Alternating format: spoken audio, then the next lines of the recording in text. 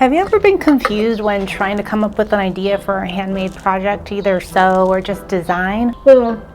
If so, then this video is for you, because this is something that I'm surprised no one's talking about, and it is the foundation for not only choosing an authentic business idea that you feel good about and then maybe even potentially to grow, but it's also part of the secret sauce on making your handmade product truly unique despite being in a crowded space. Okay, so let's talk about that secret sauce. Identity inventory is really how well do you know yourself? Now, my personal experience of starting my own business combined with my work as a therapist has shown me that creativity is the art of mixing who you are while flowing with inspiration. Now, when I was starting my creative business, at first I felt lost and scared because I have tried a service-based business before and they crumbled. I had started an e-commerce store that I really just didn't stick with and stay consistent. And looking back, I realized I was asking the wrong questions. I was seeking answers externally when the real answers were within me. Now, if you're feeling stuck in your own creative work, it's likely because you're looking outside yourself for validation, and instead, you need to start looking inward. But before I began working on my business, I knew deep down that I was meant to be an entrepreneur, but I was just unsure of what type of business to pursue and how to make it unique in a crowded industry. Instead of starting with the common questions like, what problem do I want to solve, or how do I differentiate myself, I started by asking myself, what are my values here? What are my skills? What are my strengths?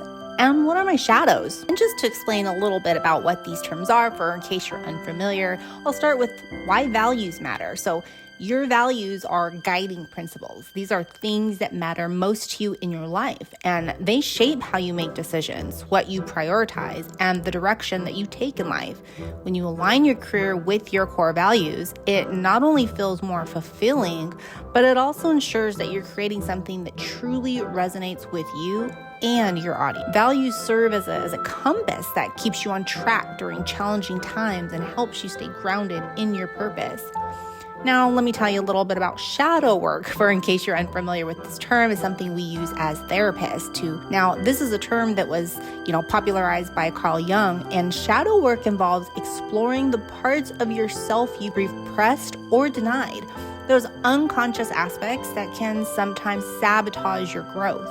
Now, these shadows can manifest as self-doubt, limiting beliefs, or unknowledged talents.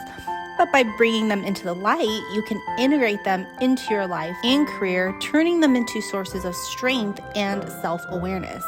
And then, of course, there are weaknesses.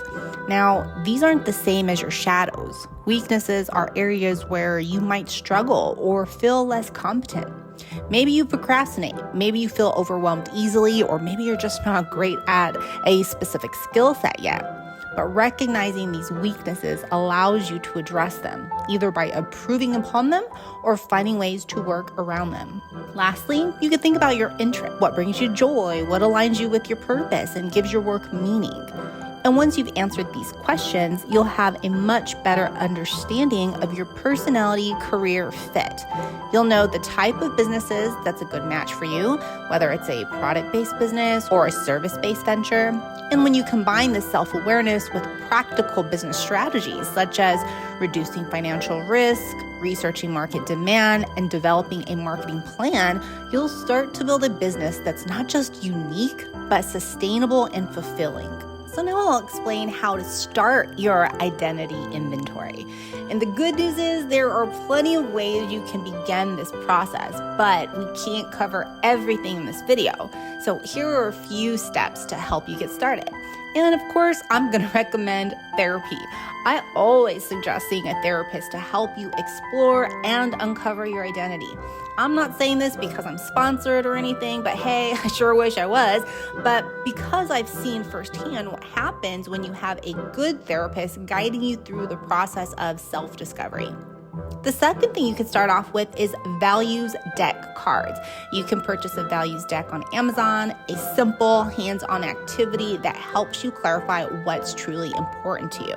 And just a small note is that as you progress through your lifespan, your values can change. So it's not something that's always set in stone. So it could be fun to even do this activity as you enter new stages of your life. And 3, you can check out the StrengthsFinder book. It's another great tool which includes an assessment to help you identify your core strengths. And here's a little fun bonus tip.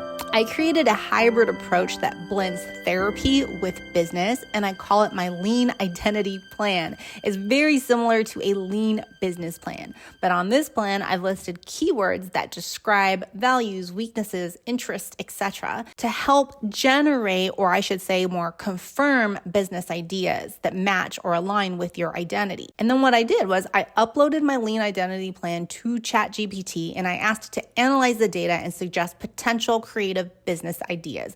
Now, keep in mind, I had already had my idea in mind, so I used ChatGPT as a supplemental confirmation tool. I did not use this tool to help direct me when I had no idea whatsoever. So there you have it. The thing that no one tells you about building a creative career that feels authentic and empowering, starting with your identity inventory. Understand your values, your strengths, weaknesses, and even your shadows, and use that awareness to shape your business in a way that aligns with your true self. When you do this, you're not just building a business, you're building a life that reflects who you are at your core. So thank you for watching. And if you found this helpful, be sure to like, subscribe, and hit that notification bell so you don't miss any future videos on content related to sewing, creative entrepreneurship, and personal development.